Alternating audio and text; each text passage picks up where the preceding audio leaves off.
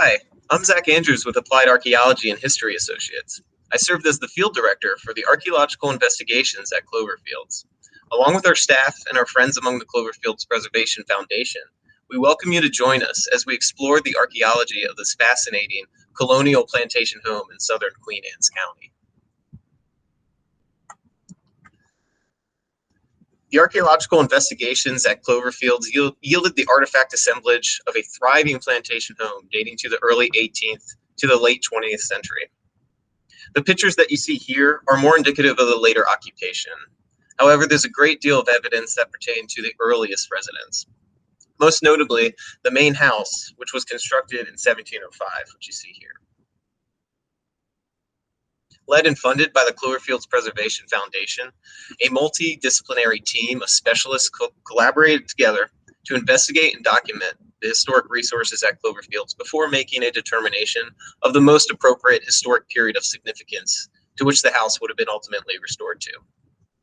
This was all made possible by Stephen J. Hemsley, who established the foundation and purchased the 4-acre historic core of the plantation.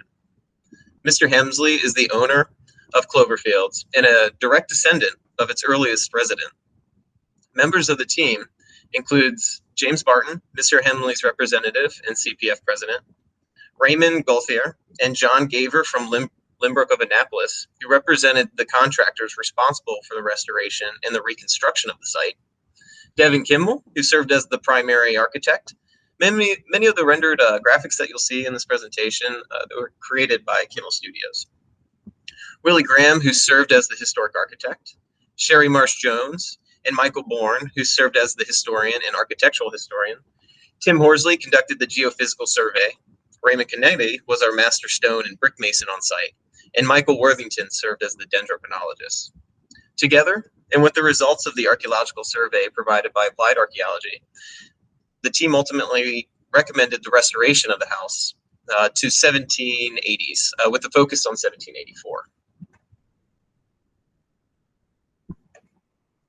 It was this period in Cloverfield's history that corresponds to its ownership with Colonel William Hemsley, the third generation of Hemsleys to own the plantation home.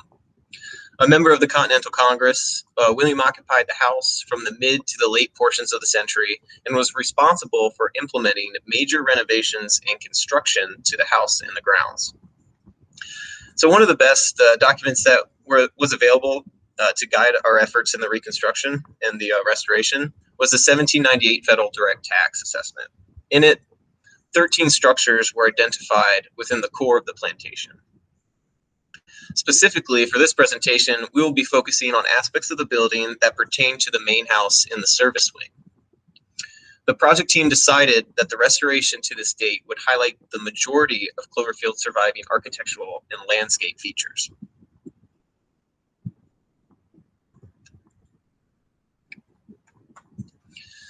Now, the archaeology has already begun to guide the restoration and reconstruction of the house and has resulted in the recovery of over 100,000 artifacts and the identification of some absolutely fascinating features. I mean, we're talking about 300-year-old foundations hidden beneath the floorboards, stratified middens, cellars, subfloor pits. These are just to name a few of them.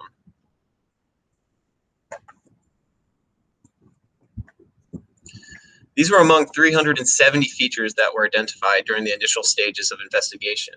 When possible, each feature was attributed to a specific construction period identified by the team. Although the team identified 8 separate phases overall, our analysis will primarily focus on 5. These include the initial construction of the main house in 1705 by Philemon Hemsley. This stands as one of the earliest brick structures in the Chesapeake region and incorporates architectural elements that would come to define the emerging gentry show home or polite house. After Philemon's death, William Hemsley, Sr., not the Colonel, inherits the plantation in 1729 and constructs the 2 single-story rooms flanking the stair tower and an early service wing extending from the back of the house. Now, these rendered graphics are a little early. Notice how you don't see the servants' quarters extending there because that was something that we found a little later on in the game. In 1752, Colonel William Hemsley inherits Cloverfields from his brother Philemon after his death in England. The changes that William made to the plantation were extensive. It includes the construction of a new brick service wing, a front porch, and even a new formalized terraced garden, which incorporated the growing family cemetery. In the second quarter of the 19th century, Cloverfields is inherited by Colonel William Hemsley's great-nephew, William Hemsley Foreman, who rebuilt parts of the southwest addition after a catastrophic failure in 1845. He also had supplemental alterations to the porches, the back building's interior, and the Cloverfield cellar. In 1897, the property was purchased by Thomas Callahan Sr. During the next 14 years after his purchase, the Callahans demolished the 1784 kitchen, as well as the 1784 hyphen, which has been replaced by a framed dining room. That's in blue here, in the plan view there. 2 porches and a shed were also constructed extending from the exterior of the house. As of today, many of the Callahan-era renovations have been removed in order to facilitate the restoration of Cloverfields to its former 1784 period.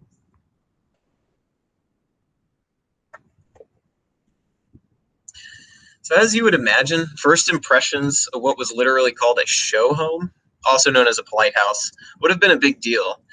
And it was common to see changes in their porch designs to incorporate up-and-coming trends in architecture. This rendered graphic represents the earliest look of the Cloverfields facade juxtaposed to its more modern counterpart.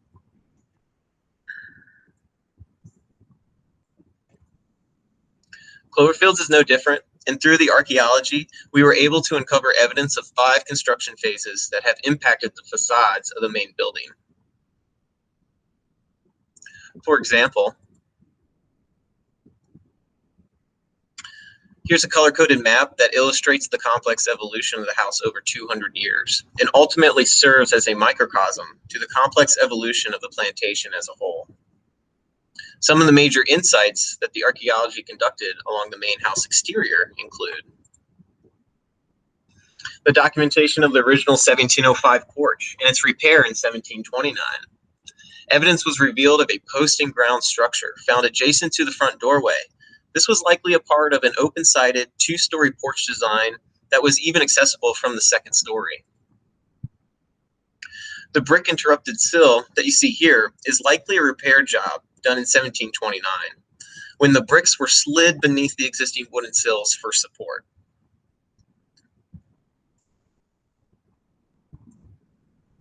Along the east facade, evidence of a porch extending from the main hall of the original house was found.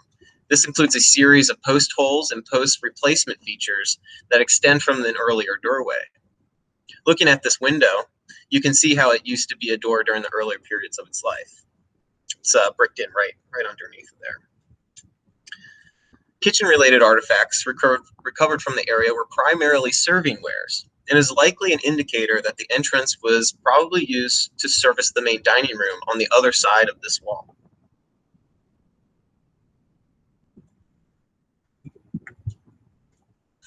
In 1784, the early porch was replaced with a 1-story structure that extended 6.5 feet from the house. Here's another render graphic that kind of gives you a feel of the elongated porch that was erected. And then the access way into the 2nd story, which would have been the window right in the middle, was then bricked in and turned into a window.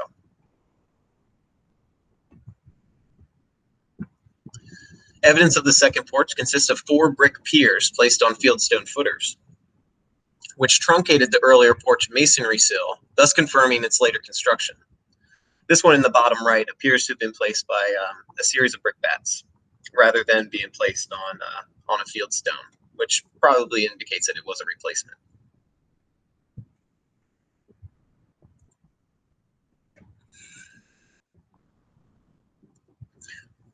Remains of Purbeck limestone, imported from Dorset, England, were found in front of the 1784 footprint. These pavers represent the stair landing to the porch, which provided access from the garden. There was also gravel here, which we found was also imported from England, which is indicative of a path further extending into the garden to the north. Artifacts recovered in this area show an increased frequency of domestic and personal artifacts that date to the 1784 period. This includes table glass and ceramic serving wares like creamware and pearlware. This indicates a change in function, as the front porch assumed a more social setting during this period, rather than a formal one. This may be related to the redesign of the formal gardens that occurred around the same time, which introduced an active social participation with the architecture and the landscape, as opposed to one that you would have minimal interaction with outside of its upkeeping.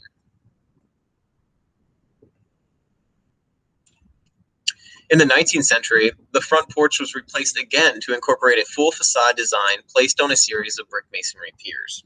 These are the ones that I've highlighted here right in front of the house that are extending even further than the 1784 footprint.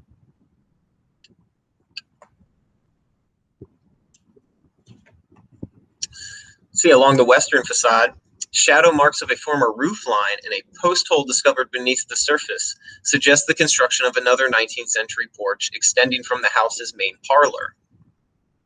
This porch wouldn't have lasted long, however, and was likely taken down during the failure of the southeast addition wall or during its reconstruction. We've also picked up evidence of a midden around the western side of the kitchen, but we'll get more into that later.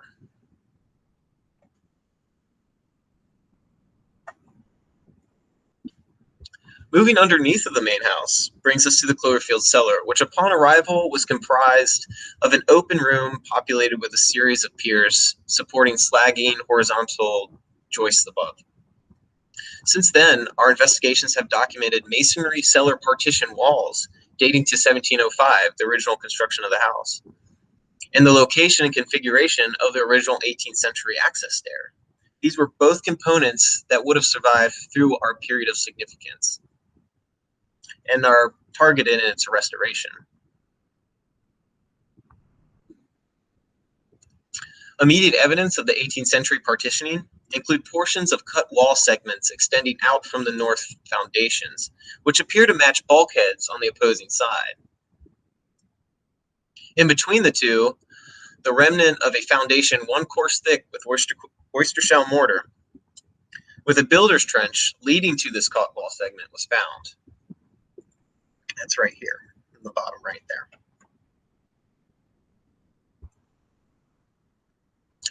Impressions of a door jamb, sill, and threshold have been documented at the intersection of the east partition wall and the associated bulkhead.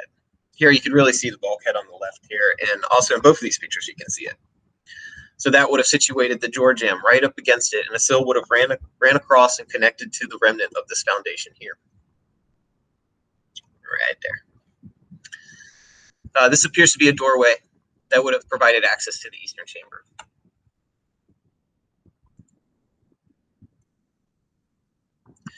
So taken together, this shows that the cellar was originally divided into 3 rooms, joined by a circulatory space at the base of the stairs. Evidence for a door accessing the central room was not identified, but one was probably located along the southern wall there. The red would have been is a sign of the original entranceway into the stairwell, and the purple are the reconstructions that was found by the archaeological investigation. Unlike today, the original cellar constructed 1705 was accessed from an exterior doorway to the rear of the stair tower, rather than from the interior of the house that you see here, this dog-leg stair that was put in by the Callahans. This entrance appears to have been a straight wooden staircase leading down from the back of the house, a series of matching post holes and molds, and a wooden seal at the terminus of the staircase constitute the archaeological evidence for the original staircase. So here you got a nice picture on this top here of the footprint of the original staircase, and we even had remnants of the wooden still in situ within the trench.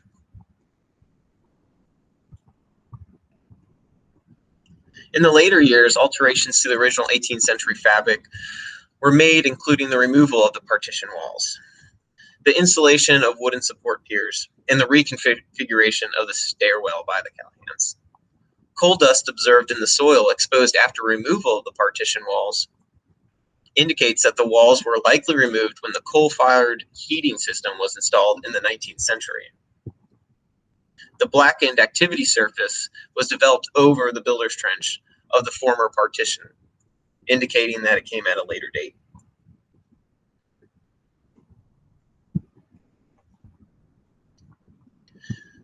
The division of internal space in the cellar indicates that it was utilized primarily for storage, rather than as a space for the preparation of food, which showed a low representation of the kitchen-related faunal remains.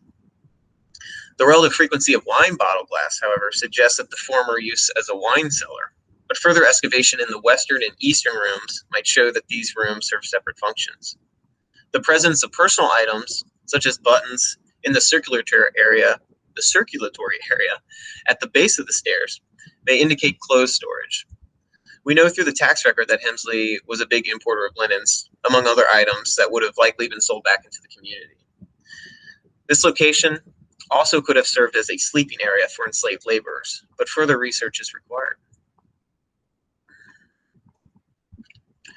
Of particular interest was the discovery of a spiritual cache located underneath the last step of the original 18th century stairwell configuration.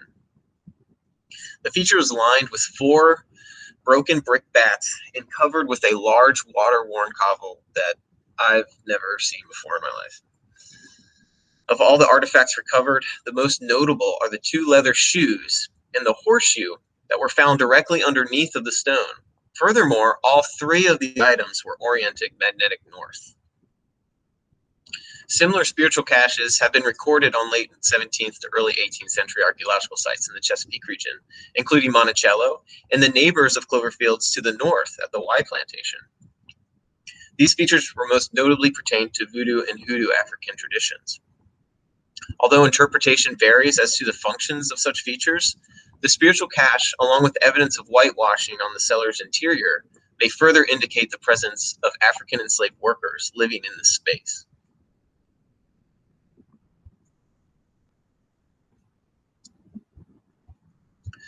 Following the original staircase out of the cellar would have led you to the area south of the main building associated with the historic service wing. The area that is between the main house and the back building was designated as the Hyphen area. According to the 1798 federal direct tax, this area corresponds with a 12 by 12 foot passage that is associated with the 1784 construction period. Now, as you can see when we got to the site, the Hyphen area comprised the footprint of a standing 2-story Callahan era frame structure that connects the main house to the pre-existing 1784 back building.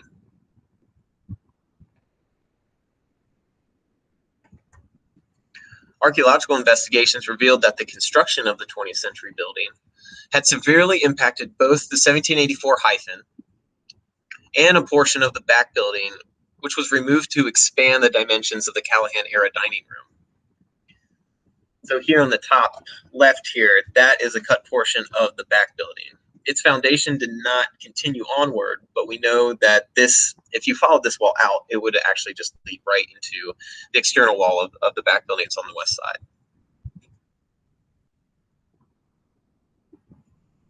Analysis of the surviving foundational elements of the Hyphen revealed a stark contrast between the eastern and western foundations, which suggests 2 separate versions of construction of that Hyphen.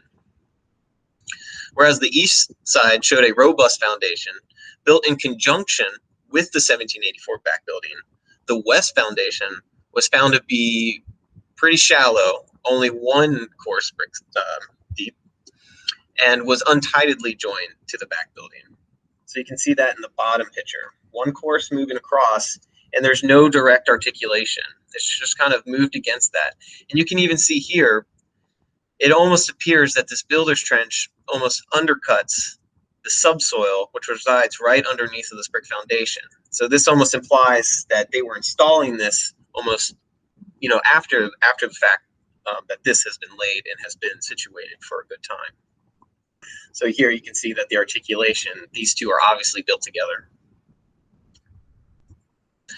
Based on the depth of the foundation and the type of bricks used, so in this western Hyphen wall, the west Hyphen wall was likely constructed contemporarily with the 1729 renovations across the site and appeared to coincide with an earlier service wing, which extends underneath of the current back building. We'll definitely talk about that more when we get into the back building. Investigations interior of the hyphen's footprint revealed components of a pre-1729 construction period. This included a layer of oyster shell that leads from the original cellar door and extends to the south. The path narrows in between two post holes, which was likely installed before or concurrently with the path.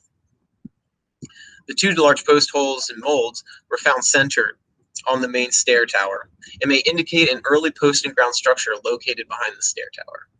The recovery of relatively high number of faunal remains and ceramics used in food preparation may indicate this structure was an earlier kitchen for the Hemsley family, perhaps the first structure.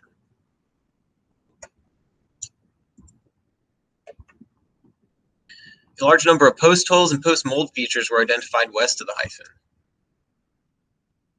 So this would have been occupying the exterior of the hyphen, which is now encapsulated by the Callahan era dining room. Many of these were found to predate the 1784 hyphen, and some indicate construction in the first quarter of the 18th century. So this just gives you a little bit of taste of just kind of the kind of features that we're finding, and a lot of them do kind of have this stepped hole configuration. Some of them with different varieties of things like the shell path, which seems to be indicative that the shell path was around when these were installed.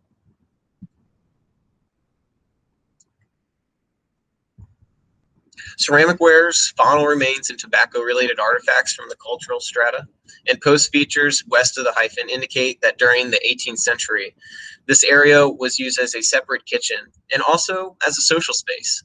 The 18th century earthenware types observed in the hyphen are predominantly devoted to food preparation rather than serving wares. Moreover, the recovery of a relatively large number of smoking pipe fragments indicate the social interaction occurred here, as people consumed tobacco at the intersection of the main house, service wing, and the outdoor kitchen space. So now this is not a picture of Cloverfields, but you can imagine the type of interaction happening here. Taking a smoke break with your coworkers in between the monotony of daily tasks and rituals. I mean, this isn't really far removed of, you know, the workforce that we see today, catching a cigarette behind the bar kitchen.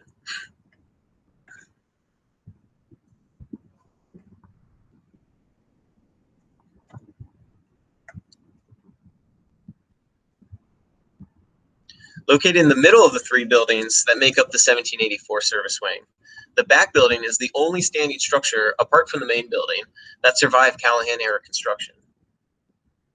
Historically, this building was likely multifunctional, whether for food preparation, storage, or washing activities, for example. It is recorded in the 1798 federal direct tax as a 20 by 28 foot back building with dendrochronological samples dating the structure to 1784. That word is the worst. At the start of the survey, the building was subdivided into a larger square eastern room that served as a kitchen, next to a smaller western room divided into a pantry and stairwell to access the second floor. Our initial goal here was to find evidence of the building's 1784 flooring and to search for architectural features that may need to be addressed during the rehabilitation. In so doing, the footprint of an undocumented mid-18th century service wing beneath the recorded 1784 service wing was revealed.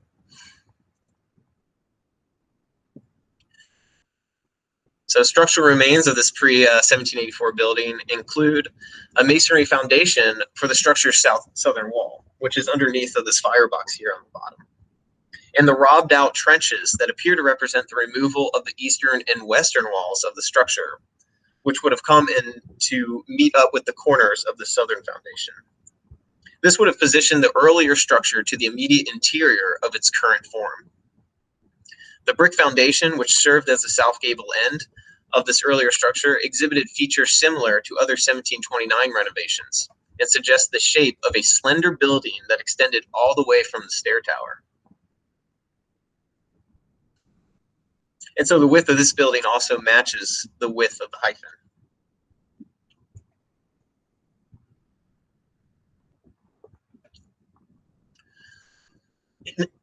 In addition, the remains of cheek walls and thermally altered soil indicate that the structure had a chimney and hearth centered on its south gable end. So that's right there. Interestingly, to the exterior of the southern wall revealed a much larger area of thermally altered soil that was deeper and wider than the one found on the interior. This provides evidence of a larger hearth located on the exterior of this older southern wall. The location of the soil was also adjacent to two cellars that predate the 1784 period of construction. So one of these was found in the back building. It consists of a pre-1784 root cellar located beyond the southern extent of the older structure. During its excavation, creamware was found mixed in with the cellar's deepest fill material, providing a TPQ for the deposition of the material of at least 1762. The cellar fill, however, more likely dates to the period immediately preceding the construction of the 1784 back building.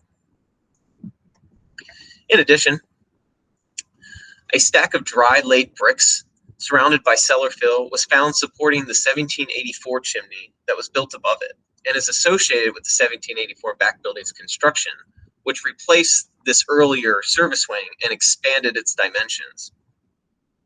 Taken together, the root cellar and evidence of hearths located to the south of the pre-1784 structure provides evidence for the presence of another structure further south in about the same location of the 1784 kitchen.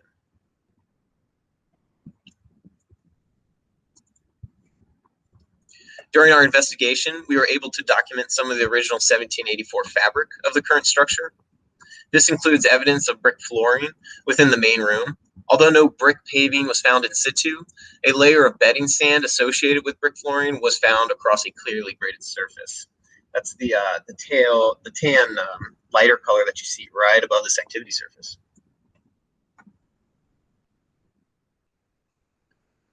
Within the western room, the absence of a similar bedding sand and its irregular ground surface indicates that that room probably had a wood floor since its 1784 construction. There's not a picture of that.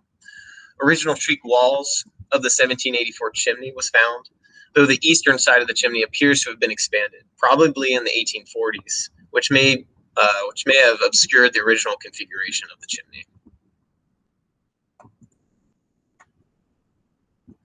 Additional alterations made in 1840s include the construction of a brick line root cellar, likely in use through the late 19th century. Fill within the cellar appears to be the demolition rubble associated with the removal of the 1784 hyphen and during the turn of the century. Near the same time, the chimney was altered and the main room of the back building was repurposed as Cloverfield's kitchen, though it is possible that this transition occurred during the 1840s renovation. That artifact that you see at the bottom of that cellar fill is actually a pair of fire tongs for coal for the hearth.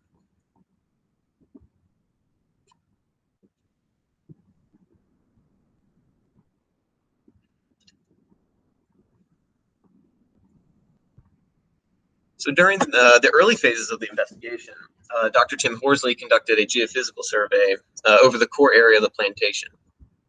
Of interest for the restoration of the house, Tim was able to identify a foundation extending to the immediate rear of that house. Here, I got a little close-up picture of it in that north left corner.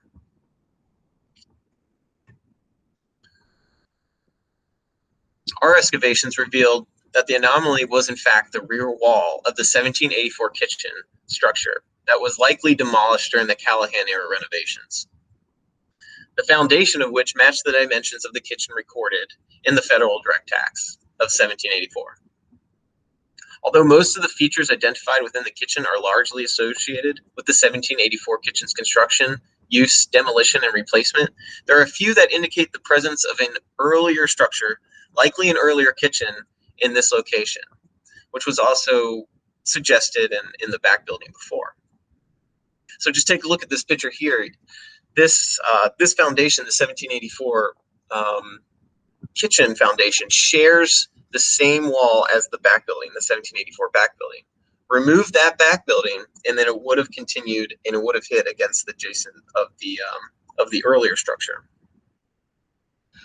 So this cellar that you see that you see Morgan in here cleaning up, that would have expanded farther to the north, and then also probably was associated with the large thermal altered soils that we just discussed before, which is indicative of a large chimney or hearth.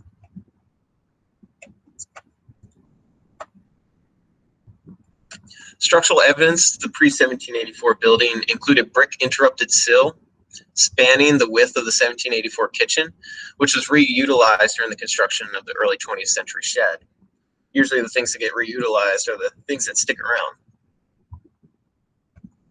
Reminiscent of parts of the front porch during its 1729 renovation, the brick was found covering the holes, but not the molds, of a series of structural posts that predate the 1784 kitchen construction. So this post hole here was found underneath of the interruptions of the sill. Both the post and the bricks were likely used to support a wooden sill associated with the earlier structure, and likely associated with a pre-1784 service wing found in the back building.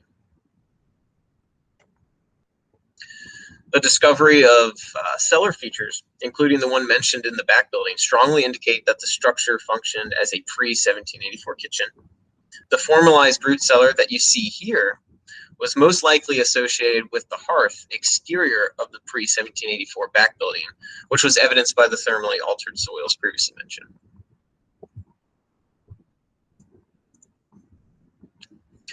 Evidence for a suspected wood lining was identified around the edge and at its base, and the interior also appears to have been partitioned between the eastern and western halves, with one of the sides being just filled up with ash that was likely a secondary deposit from the hearth in which it was next to. The ash fill was truncated when installing the dry laid underpinning beneath the back building wall. So the fill was in place before the construction of the 1784 footprint.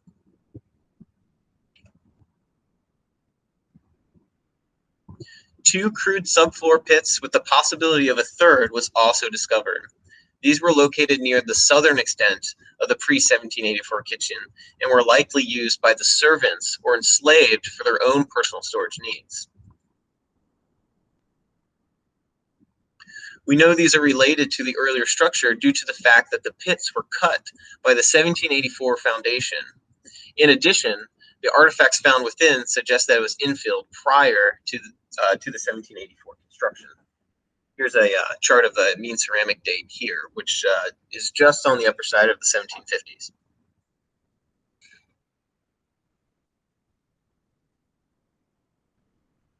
Excavation has documented some of the original 1784 fabric that was integral to the rehabilitation of the kitchen, which is more or less already complete.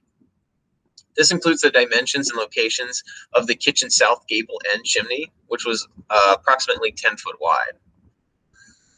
So that would be this guy right here. This would have been one of the chimney walls here. It would have been the eastern wall, and then the other one appears to have been robbed out. But you can see how the wing here, the builder's trench, cut through the subfloor pit, which suggests that this was would predate the 1784 construction. The kitchen shared its northern wall with the 1784 back building, which was constructed directly in and over the pre-1784 woodline cellar, which you can see here on the top left. To facilitate this unusual construction, brick was piled in portions of the cellar under the chimney wall, and with the remainder of the cellar being filled with soil. This may explain the instability currently seen in the chimney and the wall. Imagine digging it and finding unarticulated brick under a massive chimney. The demolition of the kitchen along with the construction of the concrete addition skews information regarding locations of the kitchen's windows and doors, unfortunately.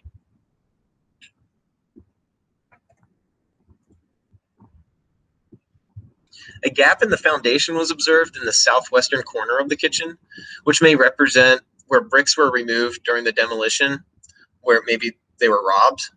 But it could have been even the previous location of a bread oven or possibly an entranceway. Post holes along the southwest corner exterior suggest the location of an outbuilding extending to the west. Although the function of such building is unclear, its location coincides with a historic midden directly exterior to the 1784 building.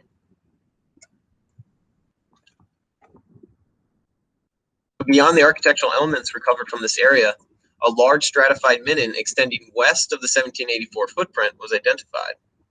Artifacts recovered from the midden span from the last quarter of the 18th century and through the end of the 19th century, which suggests that it was deposited after the kitchen was constructed. The midden overlies a possible pit feature or depression that predates the deposition material within the midden and may be further evidence to a structure that predates the 1784 kitchen. So here you kind of have the top on the right-hand side. This is a dug out pit, almost like a terrace, but I mean, I just say terrace because we dug through the gardens, but it's a pit feature in which the midden is located within.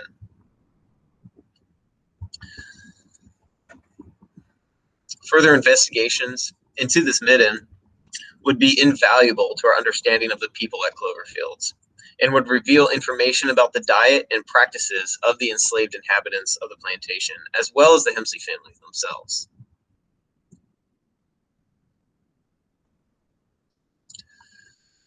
Excavations revealed evidence that the 1784 kitchen was already in a state of disrepair before its demolition at the turn of the 19th century. A large shell midden located just behind the structure may have deposited to mitigate erosional effects impacting the building's foundation. This was particularly the case along the southeast side of the building, where the base of the foundation would have been completely exposed. So we were able to identify the working surface south of the kitchen, and sure enough, the last course of brick was indeed exposed at that point. So we almost believe that this bottom right picture here, rather than a path, maybe an erosional path for water, which was undermining the southern extent of our kitchen. And now you have a midden here that's trying to prevent further adverse effects against it.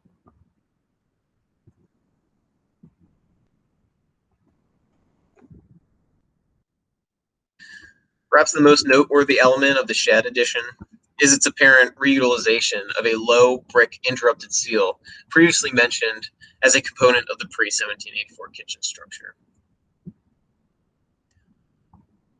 The construction of the concrete addition, 1950, is the most noteworthy for its destructive impact it had on surviving archaeological resources.